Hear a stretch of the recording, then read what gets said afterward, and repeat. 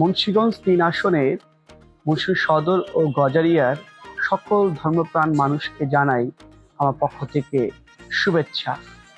এই ৩ আসনে সকল ভোটারগণ যারা রয়েছে, সম্মানিত ভোটারগণ, সকলকে আমার শ্রদ্ধা নিবেদন করছি। আপনারা জানেন যে আগামী ত্রয়োদশ জাতীয় সংসদ নির্বাচনে আমি শেখ মোহাম্মদ শিমুল বাংলাদেশ বিপ্লবী ওয়ার্কার্স পার্টি ও গণতন্ত্র মঞ্চের এই আসনে মনোনীত প্রার্থী। আমাদের দলীয় প্রতীক কোদাল। আপনারা আগামী জাতীয় সংসদ নির্বাচনে কোদাল মার্কাকে জয়যুক্ত করবেন। আমরা মনে করি দেশ সবার, ধর্ম যার যার, অর্থাৎ আমরা একটি সুন্দর সমাজ রাষ্ট্র প্রতিষ্ঠা করার যে লড়াই সংগ্রামকে আমরা চালিয়ে যাচ্ছি, যেই সমাজে সকল ধর্মপ্রাণ মানুষ তারা কাঁধে কাঁধ মিলিয়ে আপনার একটি মানবিক রাষ্ট্র প্রতিষ্ঠার লক্ষ্যে তারা কাজ করবে।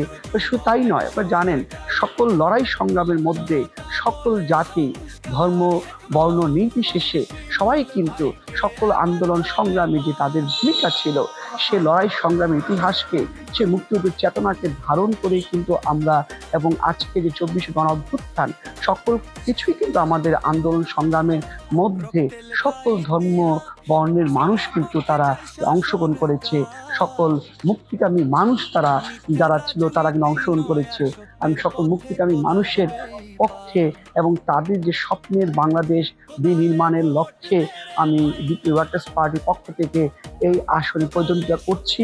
আমি যদি জয়যুক্ত হই, আপনারা যদি কোদাল মার্কাকে জয়যুক্ত করেন, আমি যদি সংসদে যেতে পারি, তাহলে আমি যাতে সকল ধর্মপ্রাণ মানুষের পক্ষে কাজ করতে পারি, তাদের পক্ষে আইন প্রণয়নের পক্ষে যাতে কাজ করতে পারি, এবং সকল ধরনের আপনার সংঘাত, নিপীড়ন, নির্যাতনের বিপক্ষে যাতে অবস্থান নিতে পারি, এবং এইসব নিরসন করে যে মানবিক রাষ্ট্র প্রতিষ্ঠা করার লক্ষ্যে আমি কাজ করতে পারি, এই সুযোগটা আপনারা দিবেন সে প্রত্যাশা রাখি। সকলকে আমার পক্ষ থেকে শুভেচ্ছা, অভিনন্দন জানাচ্ছি। ধন্যবাদ সবাই। শক্তি আছে তাই মুন্সিগঞ্জ ৩ আসনে দিয়েছে ডাক। শেখ মোহাম্মদ শিমুল ভাই এবার জিতে যায়।